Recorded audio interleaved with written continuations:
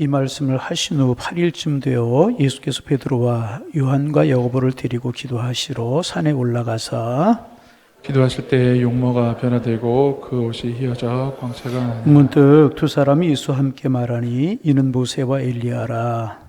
여기 중에 나타나서 장차 예수께서 예루살렘에서 별세하실 것을 말할세. 베드로와 및 함께 있는 자들이 깊이 졸다가 온전히 깨어나 예수 영광과 및 함께 선 두 사람을 보더니 두 사람이 떠날 때에 베드로가 예수께 여짜오되 주여 우리가 여기 있는 것이 좋사오니 우리가 초막 셋을 짓되 하나는 주를 위하여 하나는 모세를 위하여 하나는 엘리야를 위하여 하사이다 하되 자기가 하는 말을 자기도 알지 못하더라. 이 말을 할 즈음에 구름이 와서 그들을 덮는지라. 구름 속으로 들어갈 때에 그들이 무서워하더니 구름 속에서 소리가 나서 이르되 이는 나의 아들 곧 택함을 받은 자니 너희는 그의 말을 들으라 하고 함께 보십니다. 소리가 그침에 오직 예수만 보이더라. 제자들이 잠잠하여 그 본 것을 무엇이든지 그때는 아무에게도 이르지 아니하니라. 아멘. 할렐루야. 지난주 수요일보다 오늘 조금 적은 것 같은데 제 마음속에 오늘도 그런 생각이, 내일이 공휴일인데 오늘 어떨까, 그리고 나왔는데 조금 적은 것 같아요. 내일 공휴일에 어디 간 사람이 있는지 아니면 공휴일이니까 오늘까지 쉬자 그랬는지 모르겠어요. 여러분, 영적인 일에는 공휴일이 없는 거예요. 하나님 사랑하고 예배하고 축복하는 일에 열심을 품을 수 있는 우리 교회가 되기를 소망합니다. 그래서 우리가 수요일마다 매주 이제 누가복음을 묵상하면서 은혜를 나누고 있는데, 전에도 주일 오후인가요? 누가복음을 한번 묵상했던 적이 있는데 다시 묵상하는 이유는 뭐냐 하면 우리가 예수님에 관해 조금 더 깊이 알아가자. 우리가 설교도 많이 듣고 말씀도 보았어요. 쭉 예수님의 생애에 관해서 이렇게 깊이, 이렇게 토막토막은 알지만은 깊이 묵상하고 알아가는 일은 많지 않기 때문에 복음서는, 특별히 누가복음은 예수님에 관해서 이야기하고 있지 않습니까? 예수님에 관해서, 예수님의 탄생하심, 예수님의 자라나심, 또 예수님의 공생애, 또 십자가의 죽으심, 예수님 부활하심, 예수님 승천, 이런 것들을 통해서 예수님이 중요하게 생각하셨던 것이 무엇이고 예수님의 이런 생애는 우리에게 주는 의미가 무엇인가, 이런 것들을 우리가 깨달으면서 주님 깊이 깨닫고 주님 닮아가고 주님 사랑 우리가 체험하는 그런 시간들이 되어지기를 바랍니다. 수예배 나오실 때마다 좀 이렇게 사모하는 마음으로 나오시지만은 또 사모하는 주님도 알게 해 주옵소서. 눈을 또 보게 하시고 귀를 열어 듣게 하시고 마음을 열어 새기게 하옵소서. 이 마음으로 우리가 이제 나오면 더 은혜가 될 것이고, 또 이렇게 누가복음 묵상하는 동안에 깊이 누가복음을 한번 보세요. 그러면 더 주님의 사랑이 우리에게 크게 다가오고 느껴지게 이제 될 것입니다. 오늘 보면 우리가 잘 아는 예수님께서 이제 변화산에 오르신 그 사건입니다. 먼저 우리가 생각할 것은 뭐냐 하면 이제 변화산이라고 하는 산이 어딘가 이제 하는 것입니다. 변화산이라고 하는 것은 뭐 우리처럼 필봉산, 뭐 관악산, 도봉산 이런 이름이 아니고 예수님께서 그 산에 오르셔서 변형이 되셨다. 그 모양이, 몸이 변형이 되셨다. 그래서 변화산이라고 이제 부르는 겁니다. 학자들 간에 그러면 이 예수님이 변화되셨던 이 산이 어떤 산이냐 하는 것에 관해서는 이제 의견이 분분했었습니다. 그래서 16세기 이전에는 그 산이 다볼산일 것이다. 이스라엘 가면 중부 지역에 지중해 연안에 나지막한 해발 한 600m 정도 안 되는 그런 나지막한 산이 있었어요. 저도 이제 굉장히 오래전에 한 25년 넘었죠. 그때 이제 성수순례를 갔을 때, 몇 년 전에 우리 교인들하고 갔을 때는 다볼산을 못 갔어요. 그때 다볼산에 이제 그 차를 타고 올라가는 분들도 있고 걸어 올라가는 분들도 계시는데 저는 걸어서 올라갔는데 나지막한 그런 산입니다. 600m라고 하지만은 좀 이제 어느 정도 중턱부터 올라가기 때문에 그렇게 높은 것 같지 않았어요. 올라가면 예수님 기념교에 있는 이제 그런 산이 다볼산인데, 그 산이 다 예수님이 변화되신 변화산일 것이다. 그렇게 학자들이 16세기 이전에는 그렇게 이야기를 했습니다. 근데 16세기 이후에는 이 산이 다볼산이 아니고 헐몬산이다. 지금의 용어로 이야기하면 헤르몬산 이라고 하는 헐몬산이다. 그렇게 학자들이 이야기를 이제 합니다. 몇 년 전에 우리 교인들하고 성지순례 갔을 때 가셨었죠. 한 30여 명 가셨을 때 이제 같이 갔었는데, 헐몬산은 만년설이 이렇게 덮여 있어요. 그리고 우리나라 백두산에 비하면 될까요? 가장 북쪽에 있는 그런 산이고, 헐몬산을 넘어가면 레바논 시리아 쪽이고, 거의 눈 녹은 물에서 물이 흘러내려와서 요단강 발원이 되고 갈릴리 바다로 들어가고 또 그 물이 사이로 흘러내려가는, 그게 요단강이지 않습니까? 그런 산이 이제 헐몬산이란 말이죠.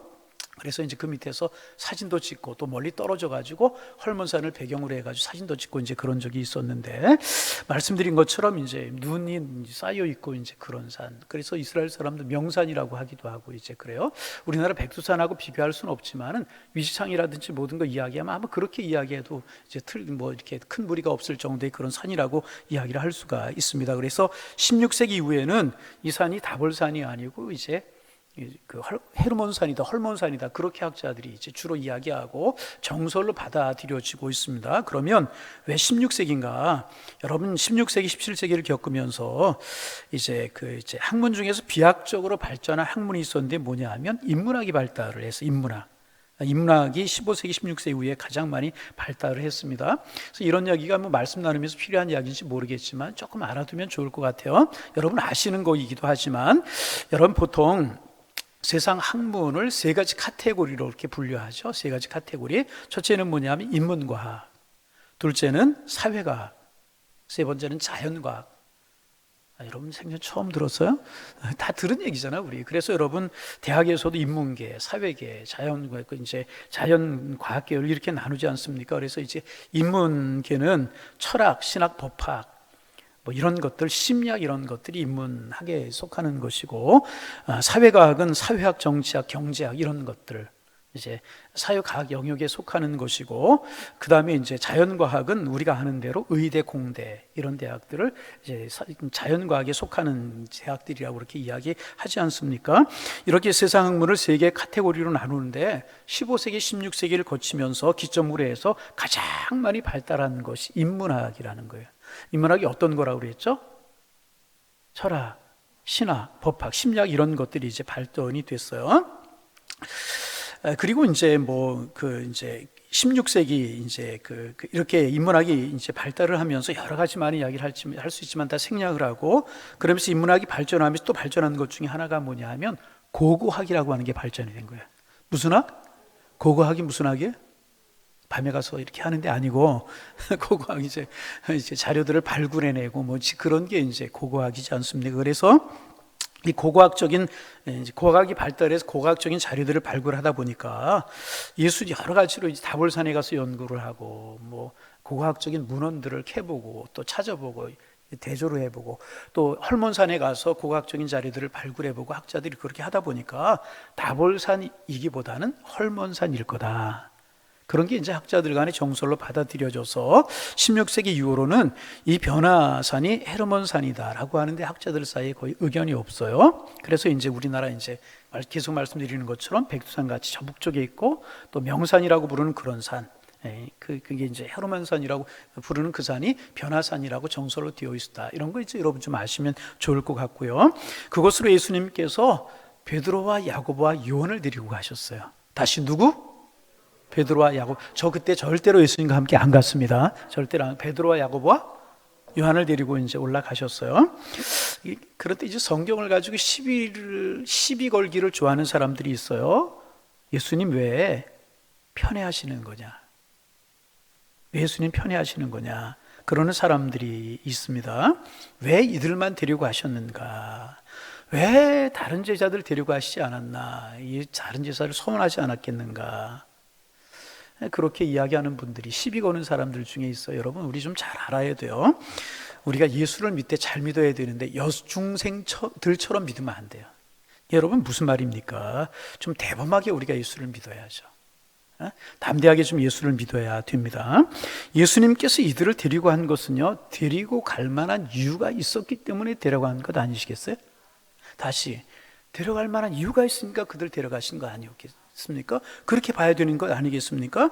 그래서 여러분 이런 것을 보면서, 그래 예수님이 베드로와 야고보와 요한을 데리고 가셨다면, 그들이 인정하셨다면, 에이 편애한다, 예수님 그럴 수 있는데, 이렇게 보는 것이 아니라, 나도 예수님께 사랑받아야지, 예수님이 어디를 가신다면, 데리고 가신다면 나도 예수님께 택함 받는 사람이 돼야지, 이렇게 받아들이는 것이 은혜가 아니겠습니까? 예수님 편애하나, 그렇게 보면 안 된다네.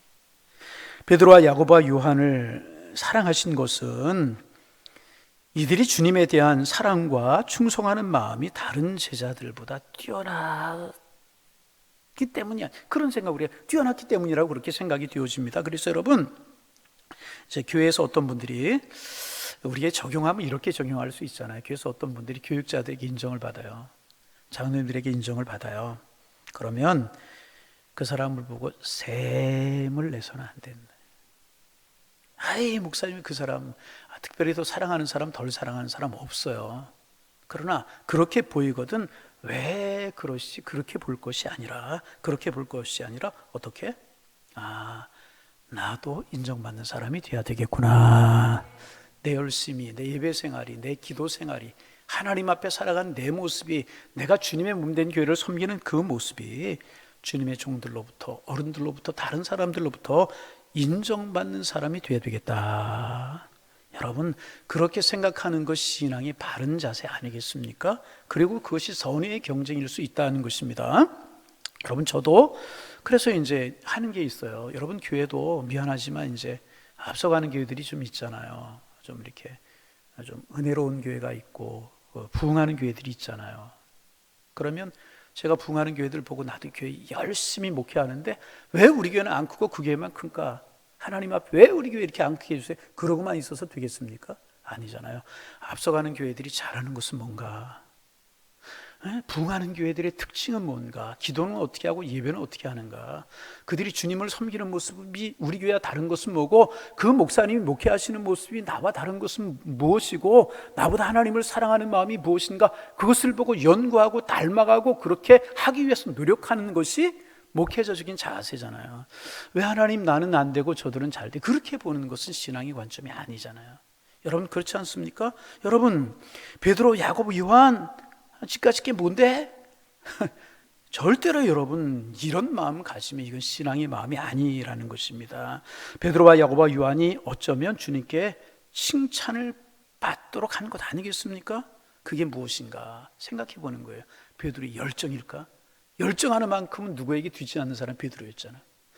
그럼 나도 베드로의 열정을 배워보자. 야고보는 무엇일까? 특별한 예수님을 사랑하는 마음이 아니었을까? 그럼 나도 예수님을 사랑해야지. 요한은 무엇일까? 끝까지 변치 않는 충성일 거야. 그럼 나도 주님을 끝까지 사랑하는 하나님의 사람이 돼야지. 이렇게 그들을 보면서 긍정적인 도움을 받아야지. 예수님 편애하시면 어떡하나? 여러분, 절대 그러면 안 된다는 것입니다. 성경에 나타난 이런 모습들을 보면서 그렇게 우리가 긍정적으로 볼 수 있는 마음이 신앙적이고 영적인 믿음인 줄로 믿으시기 바랍니다. 그래서 여러분 기억하실 게 있어요. 성경이 말하는 평등은 어떤 것인가? 여러분 꼭 기억할 것이 있어요. 성경이 말하는 평등이라고 하는 것은요, 기회의 평등을 말하는 거예요. 여러분 잘 들어보세요. 성경이 말하는 평등이라고 하는 것은 기회의 평등이지요, 결과의 평등이 아니라는 거예요. 여러분 이 말씀 잘 새겨서 들으실 수 있어야 돼요. 성경이 말하는 평등이나 어떤 것이라고요? 기회의 평등이지 결과의 평등이 아니라는 것입니다. 다시 말하면 이런 거예요. 주님은 우리에게 똑같이 예배드릴 수 있는 기회를 주셨어요. 그죠? 기도할 수 있는 기회를 주시고, 주님이 똑같이 기도할 수 있는 시간을 주시고 기회를 주시고 건강을 주셨어요. 주님이 똑같이 말씀을 배우고 열심히 주님의 몸된 교회와 주님을 사랑할 수 있는 기회를 주셨습니다. 그런데 기회는 똑같이 우리가 받았지만 주님을 사랑하는 일에 있어서, 수고하는 일에 있어서는 차이가 난다는 거예요. 그리고 그것에 따라서 다르게 상급을 주시는 것이라는 거예요. 여러분 이거 꼭 알아야 돼요. 기회는 똑같이 주시는 거예요. 그런데 그 기회를 가지고 내가 하나님 앞에 어떻게 했느냐, 결과에서는 평등한 것이 아니고 차이가 날 수밖에 없다는 것입니다. 그러므로 그것을 가지고 우리가 불평할 수 있다 없다는 거예요. 똑같은 기회를 주실 때 충성하여서 여러분 주님이 주는 상급과 칭찬과 귀한 달란트 축복 받아 누리실 수 있는 하나님의 사람들 되시기를 주님의 이름으로 축원합니다. 기회를 주실 때 열심히 예배하세요. 기회 주실 때 열심히 기도하세요. 건강 주시고 은혜 주실 때 열심히 하나님 앞에 충성하시기를 바랍니다. 제가 새벽 시간에도 이야기하고 늘 이야기하잖아요. 제가 새벽 시간에 나오는 분들에게 늘 그런 이야기를 해요. 주님이 나에게 건강 주셔서, 뭐 주셔서?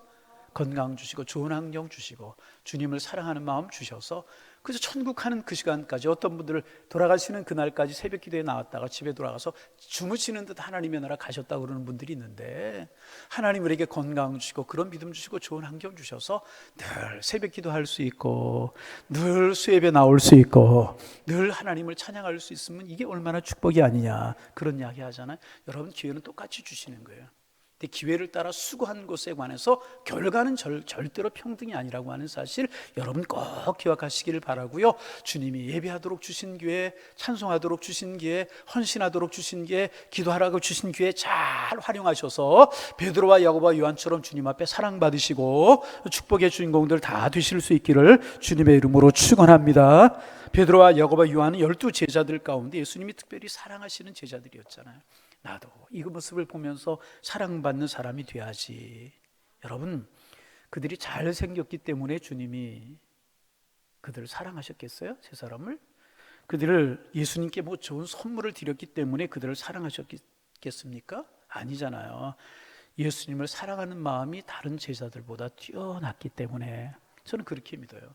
뭐 그들이 예수님께 무슨 뭐 선물 많이 드렸겠어요? 고기 큰 거 한 마디 잡아다 드렸겠어요? 베드로가? 그렇지 않았을 것이라는 것입니다. 여러분, 그래서 이 부분을 보면서 그런 욕심이 들었어요. 지금 한국 교회를 얼마라고 이야기하는지 코로나 이후에 어떻게 되는지 모르겠지만 7만 교회 정도로, 우리 교단의 교회가 한 9,300개, 뭐 한국 교회 7만여 교회, 뭐 6만 교회 조금 넘다, 우리 한참 되고 7만 교회 되지 않을까. 그리고 전 세계에 있는 교회가 300 한 2, 30만, 350만 그렇게 전 세계 교회가 있다고 이제 그래요. 우리 양일교회가 그런 교회들 중에서 베드로와 야고보와 요한 같이 특별히 주님을 사랑하는 교회, 특별히 주님을 사랑하는 여러분, 특별히 주님을 사랑하는 목회자, 그렇게 될 수 있다면 얼마나 큰 은혜이겠어요. 여러분, 다른 것에 우리 욕심 갖지 말고 이런 일에 욕심 갖는 하나님의 교회, 하나님의 사람들이 될 수 있기를 주님의 이름으로 축원합니다. 요한계시록에 7교회가 나오잖아요. 그죠? 또 요한계시록 7개 해보자 그러면 여러분에게 시험이 될 것 같아가지고 생략하고, 요한계시록 7개 나오는데 그중에 칭찬받았던 교회는 2교회, 서머나교회, 빌라델피아 교회.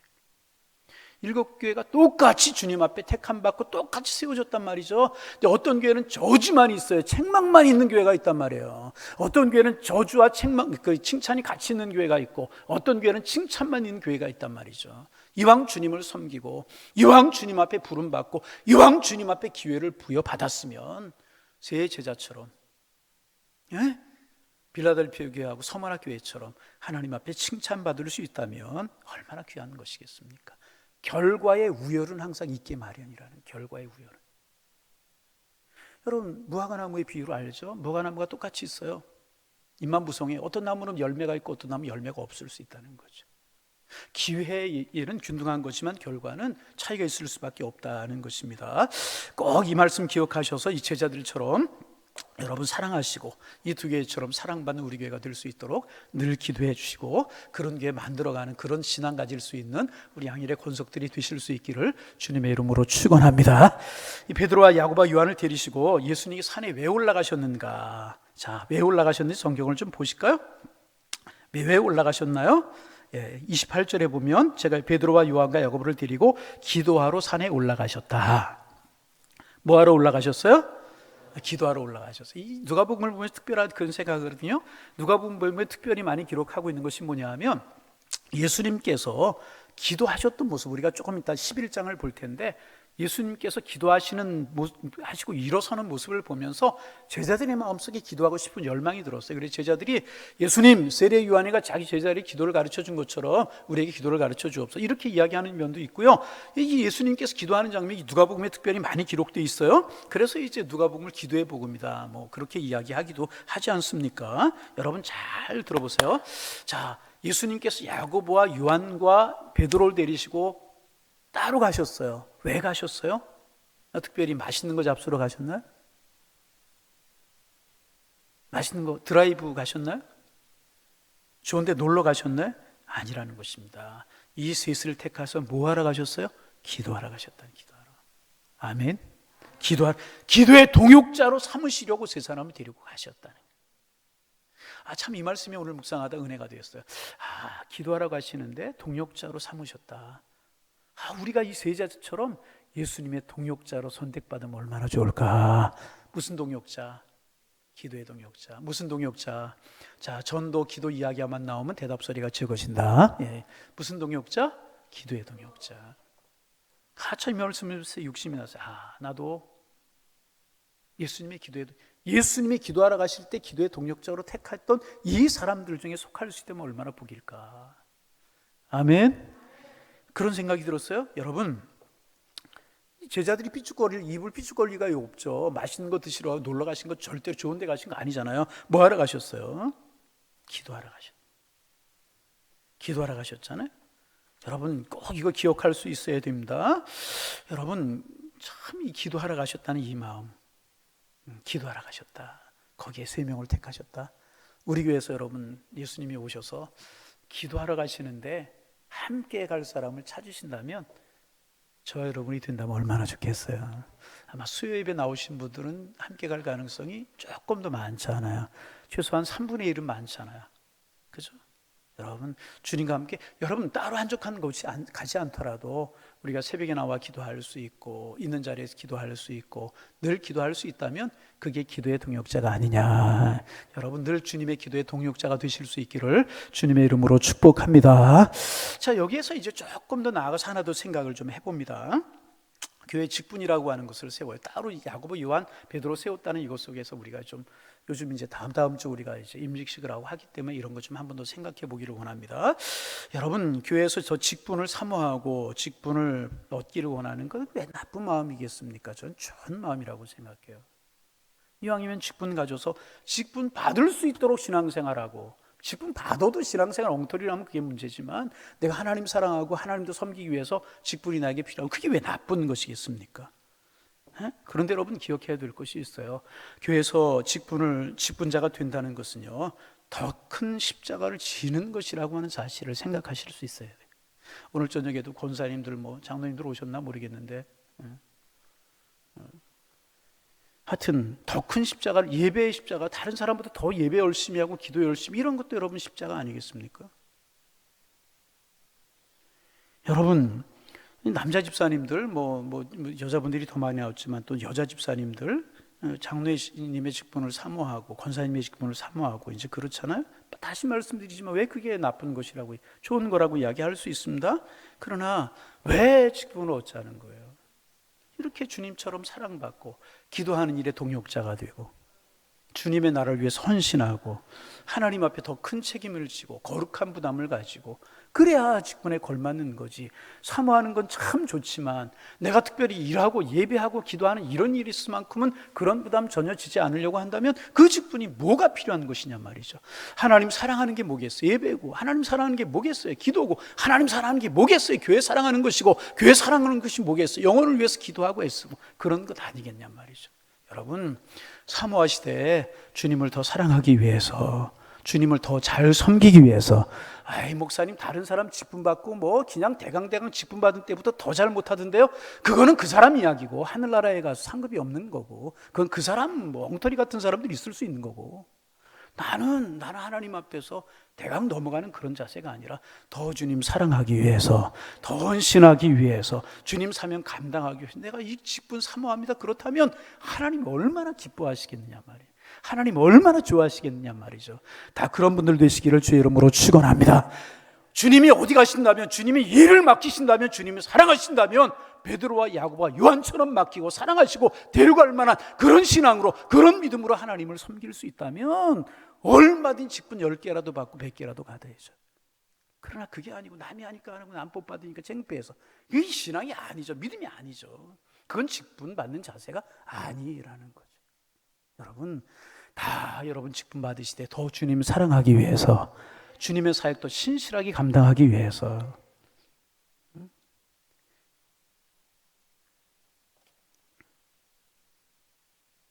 주님 앞에 특권이잖아요. 그게 뭐예요? 더 충성할 수 있는 특권이고요, 어떻게 생각하면 더 고생할 수 있는 특권이고. 여러분 예배 생활도 그렇고 직분자가 교회도 일찍 나와야 섬기는 일도 많았잖아요. 특분이지만 십자가일 수 있다는 사실, 그래서 이 십자가가 은혜고 십자가가 주님 기뻐하시는 길이 되기도 하는 거라는 거죠. 여러분 이거 꼭 우리가 생각할 수, 이왕 우리가 신앙생활하면 베드로와 야고보와 요한처럼 따로 택함을 받을 수 있는, 기도하는 일에 동력자가 될 수 있는 그런 신앙생활을 해야 되고, 직분을 사모한다면 그러기 위해서 직분을 사모하는 건 아니겠습니까? 여러분 이미 직분 받은 분들 그렇게 하시기를 바랍니다. 이번에 임직하는 분들이 다 그런, 요즘 여러분 제가 참 여러분에게 죄송한 일인지 모르겠지만 노예에서 노예 끝나고 났더니 교회들마다 임직식이 쭉 있어요.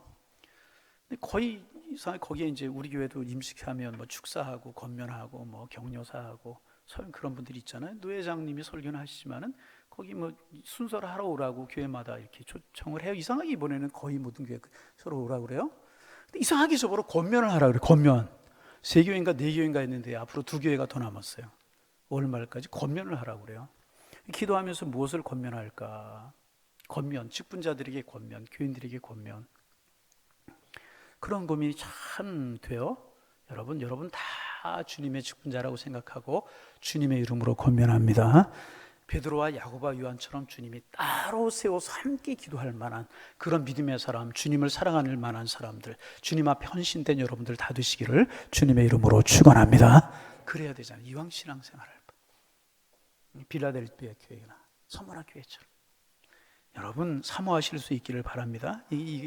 그러면 여러분 다 직분자가 되시니, 다 직분자. 그렇게 되시기를 바랍니다. 다시 놀라고 하신 거 아니에요. 고급 식당에 가신 것 아니고 이들과 함께 기도하라고 하신 건 아니에요. 그래서 교회 직분을 사모하는 마음은 이와 같아야 된다. 이와 같다는 거예요. 기도하는 일에 앞장서고, 예배하는 일에 앞장서고, 헌신하는 일에 앞장서고, 아멘도 안 하지만 아멘하는 일에 앞장서고.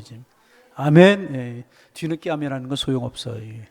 박자 맞춰서 할렐루야. 예. 여러분 꼭 좀 그렇게 하시기를 바랍니다. 저도 그렇잖아요. 주님의 오산에 오셔서 내가 정말 함께 내가 오산 전도하러 다니는데 내가 누구를 뽑을까? 목사님들 중에서 누구를 뽑을까? 그러면 저도 뽑히는 사람이 돼야 되죠. 저 그런 목사 되는 거 싫어요? 그렇잖아요. 이왕이면 우리 이왕이면. 그래서 여러분 이 말씀 기억하세요. 기회는 균등한 거지만 결과는 절대로 균등한 것 아니라. 이 말은 뭐예요? 축복은 균등한 게 아니라는 거예요. 상급은 균등한 게 아니라는 거예요. 5달란트, 2달란트, 1달란트 남긴 것에 따라 상급이 달라져. 우리 큰 상급의 주인공들 다 되실 수 있기를 주님의 이름으로 축원합니다. 그리고 꼭 기억하세요. 주님 기도하는 일에 그들을 데려가셨다고. 이거 꼭 기억하시기를 바랍니다. 기도해야 되는, 주님 늘 기도하셨어요. 그래서 여러분 교회는요 늘 기도하는 열기가 뜨거워야 되는 거예요.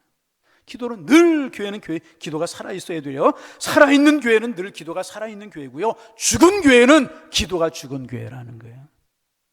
틀림없는 사실. 살아있는 교회는요 기도의 불이 절대로 꺼지지 않습니다. 새 제자 데리고 기도하러 가셨다. 이게 참 오늘 저에게 은혜가 됐어요. 새 제자 데리고 기도하러 가셨다. 아멘. 기도하러 가셨다. 지금 한국교회 깨어 기도할 때입니다. 여러분 우리 기도하는 우리가 되기를 원합니다. 기도하러. 그런데 이제 이 제자들이 야고보, 요한, 베드로, 예수님이 조금 도움이 되겠다. 그 제자들 중에서 조금 낫다 그래 데려가신 거 아니겠어요? 근데 이들이 별 도움이 되지 않아요. 우리 성경 말씀 한번 볼까요? 어떻게 도움이 되지 않는가 좀 보실까요? 자, 몇 절을 볼까요? 자, 32절 말씀 같이 한번 읽어봅니다. 베드로와 및 함께 있는 자들이 깊이 졸다가 온전히 깨어나 예수의 영광과 및 함께 선 두 사람을 보더니, 예수님께서 기도하러 데리고 가셨어요. 예수님이 기도하셨겠죠. 그런데 제자들은 뭐 하고 있었다고요? 이제 예수님의 제자들이 조는 데는 선수인 것 같아. 또 언제 졸아요? 겟세마네 동산에서 기도할 때 또 꾸벅꾸벅 졸고 있었잖아요. 참 이 모습을 보면서 조금 이제 부끄럽기도 하고, 이 모습이 내 모습이 아닌가, 우리의 모습이 아닌가, 꾸벅꾸벅 졸고 앉았다는. 예수님 그런 마음 가지고 계시는데, 그런데 여러분 예수님 무엇 때문에 기도하러 가신 거예요? 무엇 때문에 기도하신 거예요? 예수님은 지금 십자가의 죽음을 앞에 놓고 엘리야와 모세와 말씀을 나누시면서 기도하러 올라가셨다는 거죠. 기도하고 계셨다는 거죠. 십자가에 못 박혀 죽으실 것을 앞에 두고 예수님께서 이야기하고 계셨다는 것입니다. 거기 31절이잖아요. 영광 중에 나타나 장차 예수께서 예루살렘에서 별세하실 것을 말할세. 베드로와 야고보를 만나셔서, 아니 그 모세와 엘리야를 만나셔서 뭐 때문에 무엇을 이야기하셨어요? 예수님께 예루살렘이 죽으실 것을 말씀하셨는데 십자가를 지금 이야기하고 계시는데 그 순간에 베드로가, 야고보가, 요한이 꾸벅꾸벅 졸고 있었다는 거죠. 참 이 말씀을 보면서 부끄럽기도 하고 가슴 아프기도 하고 그렇지 않습니까? 여러분, 깨어있는 우리가 되기를 원합니다. 기도할 때 졸면 안 돼요. 예배 시간에 졸면 안 돼요. 에? 기도할 때 여러분 졸면 좋음이 절대로 안 돼요. 그래서 제가 새벽 기도회나 금요 기도 이런 시간에, 금요 기도회는 크게 기도하는 시간이지만 최소한 기도할 때 내 내 목소리가 내 귀에 들릴 수 있는 음성으로 기도하자. 그게 왜 그래요? 졸지 않고 좀 깨어있기 위해서 그렇게.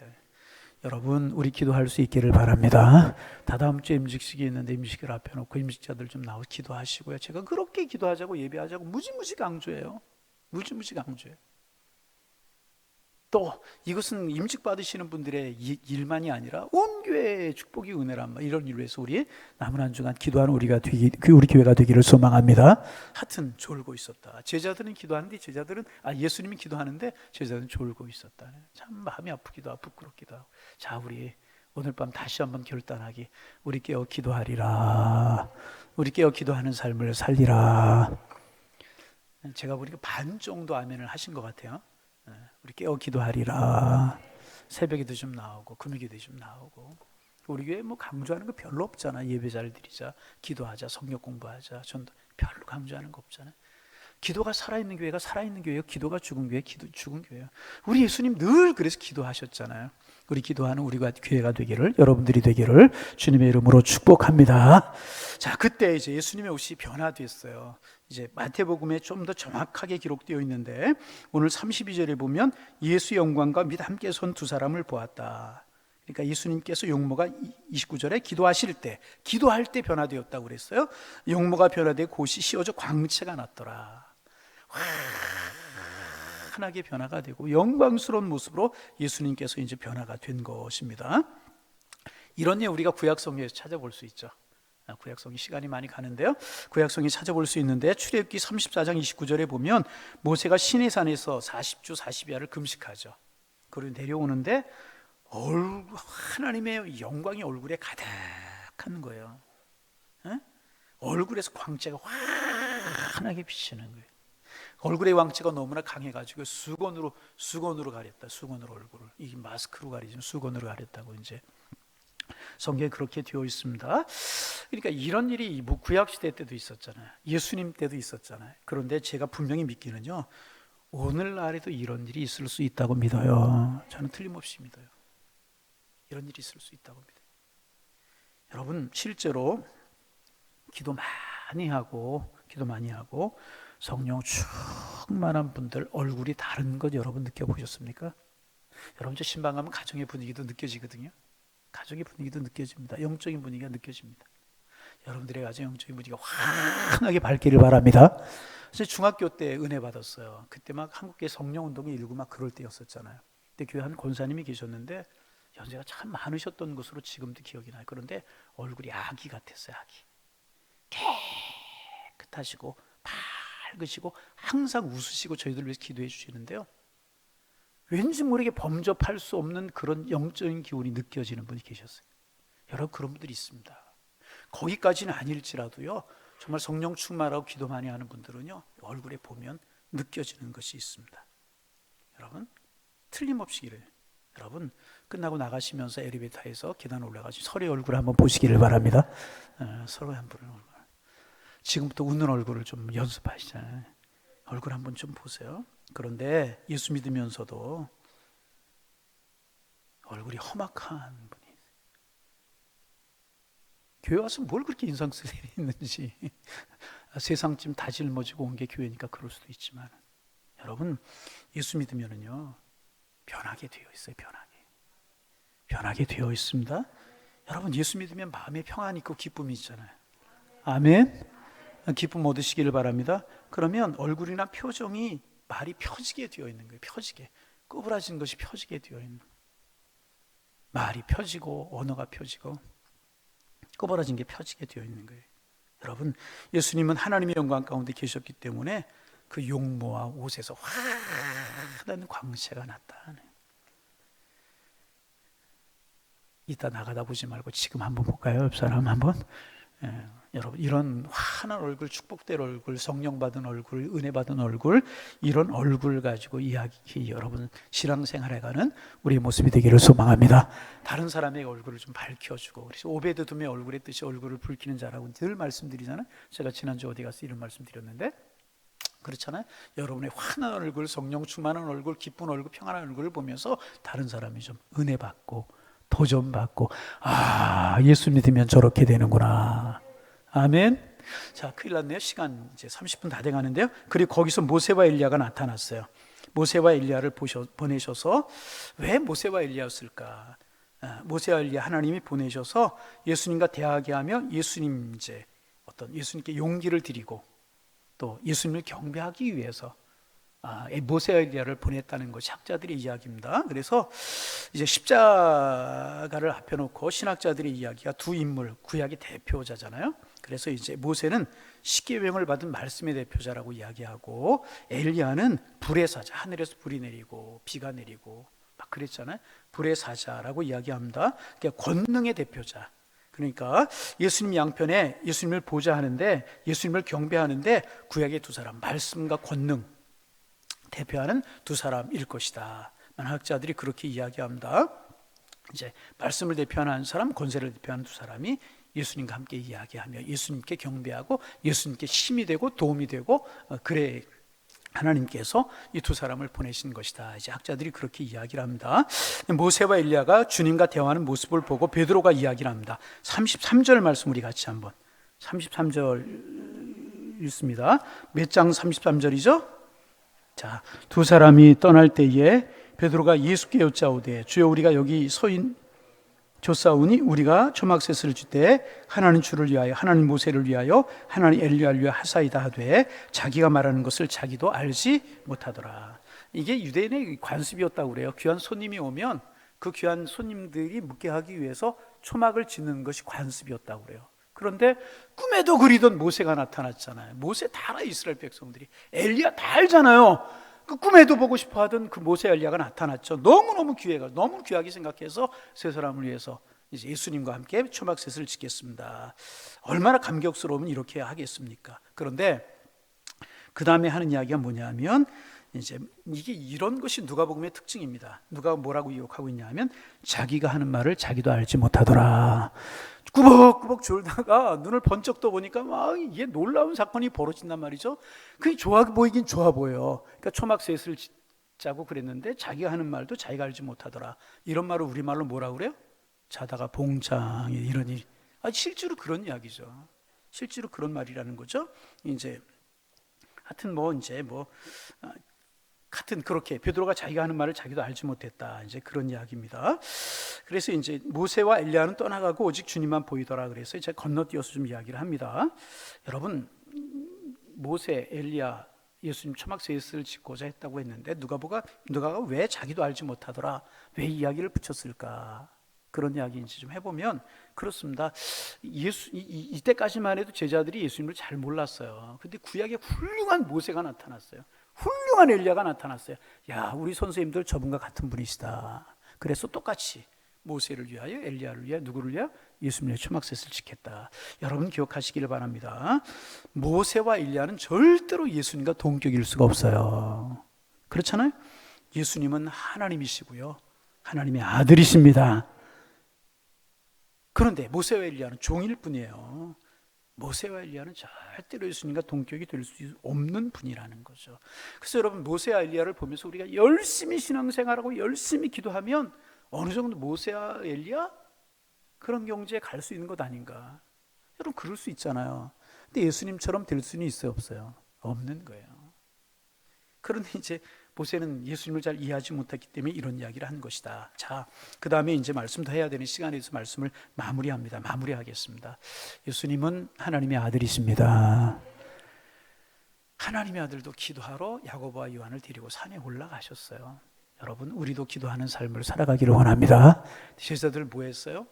졸고 자고 있었어요. 여러분, 우리의 신앙의 삶이 깨어있는 신앙의 삶이 되기를 원합니다. 그리고 깨어있는 신앙의 삶이 되어서 그 영광스러운 예수님의 모습을 보며 신앙생활을 우리의 신앙생활이 되어서 정말 능력 있고 신비한 체험을 가슴에 담고 그 신비한 체험을 누리며 살아가고, 나중에 이 체험한 것을 베드로후서, 오늘 시간이 없어서 못 봤는데요, 다음 주에 보게 될지 어디, 베드로후서 1장 15절 이하에 보면은요, 베드로가 이때 한 체험을 그때 가서 이야기를 합니다. 이런 체험을 했다, 복음을 이야기하는 것이죠. 우리 이 감동 가슴에 담고 사셔서 그 감동 이야기하며 살아갈 수 있는 하나님의 사람들 되어서 이 축복을 우리도 누리며 주님의 기도의 동력자로 살아가서 주님을 기쁘시게 하며 주님 축복 속에 살아가는 하나님의 사람들 다 되실 수 있기를 주님의 이름으로 축원합니다. 축원합니다.